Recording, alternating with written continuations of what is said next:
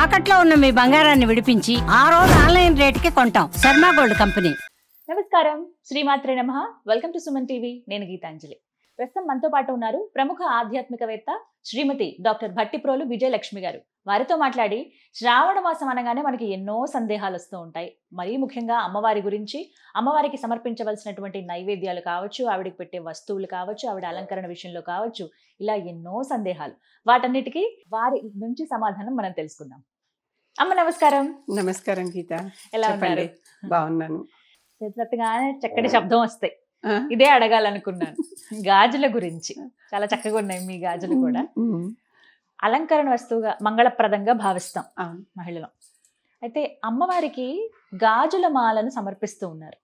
చక్కగా చేత్తో అల్లుతూ కొంతమంది, ఇట్లా గమ్ వాటితో అతికించి కొంతమంది, ఇలా వరుసగా ఫోటోలన్నిటికీ కూడా ఇలా దండలాగా వేస్తున్నారు.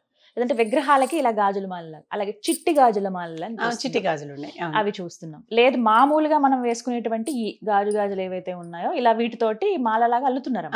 ఇవి ఎంతవరకు కరెక్ట్? అసలు మన శాస్త్రంలో ఉన్నాయా ఇవి ఇలా వేయటం? గాజులు సుమంగళి చిహ్నం. ఎందుకంటే సౌభాగ్య చిహ్నాలలో గాజులు కూడా ఒకటి. పంచమంగళ్యాలు అనుకున్నామే, దాంట్లో గాజులు కూడా ఒకటి. కనుక ఎవరైనా ఇంటికి సుమంగళి వస్తే లక్ష్మీ రూపంగా భావించి ఆ లక్ష్మీ రూపానికి గాజులు ఇవ్వటం అనేది ఒక పద్ధతి. అంటే చక్కగా మనం ఎలా అయితే రవికల బట్ట, పసుపు, కుంకుమ అన్ని దాంట్లో గాజులు కూడా పెట్టి ఇస్తూ ఉండడం ఒక పద్ధతి. అది మన శక్తి కొద్దీ. అంతేమ్మా.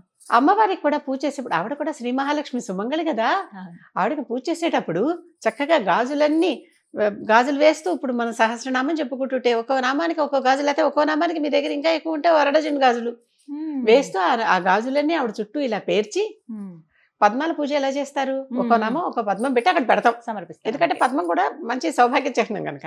అలాగే ఇది కూడా పూజ గాజులన్నీ ఆవిడ చుట్టూ నెమ్మదిగా పోసేసరికి ఏమవుతుంది, ఇలా కుప్పలాగా అయిపోయి ఆ పూజ చేశాక వచ్చినటువంటి భక్తులకి ప్రసాదంగా, అమ్మవారికి పూజ చేశాక వచ్చిందంతా మనకి నిర్మాల్యం ప్రసాదం కదా, ఆ ప్రసాదం అంతా తీసుకెళ్ళి ఇవ్వచ్చు. రకరకాల గాజులు, మన ఎన్ని రకాల గాజులైనా ఆవిడకి సమర్పించవచ్చు. కంకణాల్లాగా ఉండేటటువంటి సమర్పించవచ్చు, మట్టి గాజులు సమర్పించవచ్చు, ఏవైనా సరే ఇవి సమర్పిస్తూ రంగురంగుల గాజులు సమర్పించి. ఏ రంగు ఇష్టం అమ్మా? ఏ రంగు? సాధారణంగా ఎరుపు, ఆకుపచ్చ సుమంగళులకి ముఖ్యంగా ఇస్తారు. ఎరుపు అమ్మవారికి అయితే, అమ్మవారికి కూడా ఎరుపే చక్కగా అవే బాగా ఇస్తారు. ఇవి మనం పూజకి పెట్టుకుంటాం, పూజకి చేస్తాం. చేసి ఇప్పుడు కొత్తగా అలంకరణ కూడా గాజులతో చేయటం మొదలు పెట్టారు. అలంకరణ చెయ్యండి, అదే అలంకారం కోసం మాత్రమే. అంతే. అలంకరణ బంతిపూలతో మనం గుమ్మాన్ని కడతాం, గుమ్మం కూడా శ్రీ మహాలక్ష్మి అన్నాం, కానీ బంతిపూలతో నిత్యపూజ చెయ్యం. అవును, చేయకూడదు కదా. అవి ఘాటైన వాసన ఉంటాయి. వాసన ఉండాలి కానీ అది మృదువుగా ఉండాలి, సువాసనగా ఉండాలి. అర్థమైంది కదా. బంతిపువ్వు ఘాటుగా ఉంటుంది. అసలు బంతిపువ్వు ఒక పువ్వు కాదు, సైన్స్ ప్రకారం ఒక్కొక్క రెక్క ఒక పువ్వు. ఒక్కొక్క రెక్క ఒక్కొక్క పువ్వుతో సమానం. బయాలజీ వాళ్ళని ఎవరినైనా అడిగితే చెప్తారు ఇది మీకు, బాటనీ వాళ్ళని. ఒక్కొక్క రెక్క ఒక్కొక్క పువ్వు. బంతి పువ్వు మొత్తం కలిపితే పూల గుత్తే, కానీ అది పువ్వు కాదు. కనుక కొన్నిటితో మనం పూజ చేయం, ఘాటైన వాటిలతో, వాసన లేని వాటిలతో పూజ చేయం. కానీ దీంతో పూజ చేస్తున్నాం, ఏవి గాజులతో పూజ చేస్తున్నాం. పూజ చేస్తున్నాం అంటే సుమంగళి చిహ్నం కనుక పూజ చేస్తున్నాం. వీటిని అలంకారార్థం గొలుసుల్లాగా చేసి పెట్టడం అనేది, ఇవన్నీ కొన్ని చోట్ల ఈ మధ్యన గౌనులాగా చేసి వేసింది కూడా నేను ఒక చోట ఒక చిత్రంలో చూసాను. కొత్త వింత పోకడలు, కొత్త పోకడలు. అంటే మన శాస్త్రంలో లేదు ఇలా గాజులు, ఇది ఎక్కడా లేదు. గాజులతో పూజించమనుంది, గాజులు ముత్తైదులకు మళ్ళీ తిరిగి ప్రసాదంగా ఇవ్వమనుంది, ఇంటికి వచ్చిన ముత్తైదుకి గాజులు ఇవ్వమని ఉంది. ఇవన్నీ ఉన్నాయి. ఆలయాల్లో కూడా నమ్మ, నేను చాలా ఆలయాల్లో చూసాను, చక్కగా 1,00,000 గాజులతో అమ్మవారికి అర్చన అని చెప్పేసి వాటిని ప్రసాదంగా ఇస్తారు. అది కరెక్ట్, మహిళలకి అది కరెక్ట్. ఈ గాజులతో అలంకారంగా చేయటం అనేది కొత్తగా నేర్చుకున్నాం అంతే, అవసరం లేదంటారు. ఎప్పుడు పాతక వింత పాతక రోత కొత్తక వింత అని ఒక సామెత ఉంది, అలాంటి వాళ్ళు చేస్తున్నారంతే. ఇది కూడా ఆ ద్రవ్యంతోనే చేస్తున్నాం కనుక అమ్మవారు స్వీకరిస్తుంది అన్న భావనతో, అంటే లోపల చెడ్డ భావన ఉండదు, మంచి భావనే, ఇష్టంగానే చేస్తున్నారు కనుక. ఇష్టంగా చేసినప్పుడు అమ్మవారు ఏదైనా స్వీకరిస్తారు అని అనుకుంటున్నాం కనుక దీన్ని స్వీకరిస్తారు. కానీ ఇది ఎక్కడా ఏ శాస్త్రంలోనూ చెప్పబడలేదు. కొత్తగా మనం ఎందుకు సృష్టించడం అన్ని తప్పట్లేదు, అది ఏమిటో తెలియట్లేదు. కొంతమంది వేలం వేదిగా సొంత పద్ధతులు, ఇది నేనే కనిపెట్టా అనిపెట్టి ఆ కనిపెట్టిన పద్ధతితో చేయటం కూడా చాలా మంది. ఈ చిట్టి గాజులమ్మ, చిట్టి గాజులు మాత్రం మొక్కుకొని ఇస్తారు. అది మొక్కు. మొక్కులాగా చిన్న చిన్న గాజులు ఉంటాయి, భలే ఉంటాయి అవి అసలు. ఉంగరాల అంత అంతే, సైజులో ఉంటాయి. ఉంగరాలంత size అవి లో ఇలాగా ఉంటాయి. గుత్తిలాగా ఎరుపు పచ్చ పసుపు కూడా ఉంటాయి. పసుపువి. అవును. ఇవి మొక్కుకుని అమ్మవారికి సమర్పిస్తామని మొక్కుకుని ఇస్తారు. అంటే మనకు కావాల్సిన రకరకాల కోరికలు ఉంటాయిగా లోపల, ఆ కోరికలన్నిటితో వీటిల్ని మనం అమ్మవారికి సమర్పిస్తున్నాం అన్నమాట.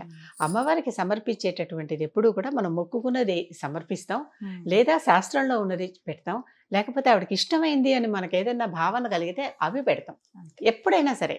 అంతేకాని కొత్త కొత్త పద్ధతులన్నీ గాజుల మాలల్లాగా వేసేయటం అంటే, మాల వేస్తే చక్కగా మీరు ఆభరణాలు వేయండి. కరెక్ట్.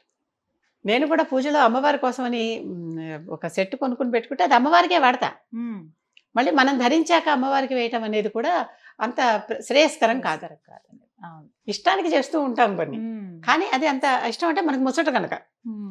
కాకపోతే మనం ధరించాక మళ్ళీ అమ్మవారికి వేయాలంటే దాన్ని చక్కగా కడిగి పాలల్లో కడిగి అప్పుడు శుద్ధి అయిపోతుంది అంటారమ్మా. అవును, నిజం. ఇప్పుడు నేను ధరించింది ఇది అమ్మవారికి పెట్టదలుచుకుంటే దీన్ని మళ్ళీ ఒకసారి పాలల్లో కడిగి తుడిచి మళ్ళీ ఎప్పుడు కూడా అభిషేకం పాలాభిషేకం అయిపోయాక మళ్ళీ శుద్ధోదక స్నానం సమర్పయామి, మళ్ళీ శుద్ధ ఉదకంలో కడిగి అప్పుడు సమర్పించవచ్చు. ఎందుకంటే ఆ పాత దోషాలు పోతాయి.